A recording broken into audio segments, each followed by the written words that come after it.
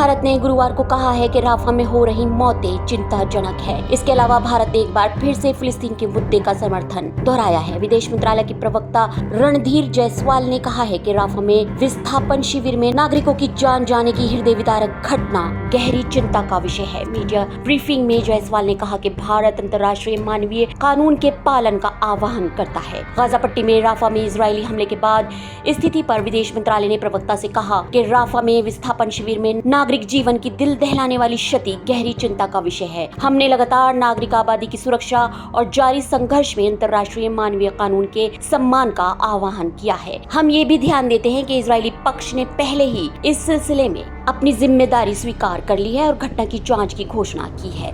दक्षिणी गाजा के शहर राफा पर इजरायली हमलों की व्यापक निंदा हो रही है। स्थानीय स्वास्थ्य अधिकारियों ने बताया कि हमलों में कम से कम 45 फिलिस्तीनी मारे गए हैं, जिनमें कई विस्थापित व्यक्ति भी शामिल हैं, जो रविवार को आग के हवाले किए गए टेंटों में सो रहे थे। इस घटना के कारण सोशल मीडिया पर आक्रोश और एकजुटता की लहर दौड़ गई है। Hashtag all eyes on Rafah ने जोर पकड़ लिया है और इसे दुनिया भर में लाखों लोगों ने शेयर किया है। स्पेन, आयरलैंड और नॉर्वे द्वारा फिलिस्तीन को औपचारिक रूप से मान्यता देने के फैसले के बारे में पूछे जाने पर जायसवाल ने कहा कि जैसा कि आप जानते हैं, भारत 1980 के दशक के अंत में फिलिस्तीनी देश को मान्यता देने वाले देशों में से एक था और हमने लंबे समय से 2 देश समाधान का समर्थन किया है। इसमें मान्यता प्राप्त और पारस्परिक रूप से सहमत सीमाओं के भीतर फिलिस्तीन देश की स्थापना शामिल है, जो इजराइल के साथ शांति से रह सके। 1988 में भारत फिलिस्तीन देश को मान्यता देने वाले देशों में से एक बना था। 1996 में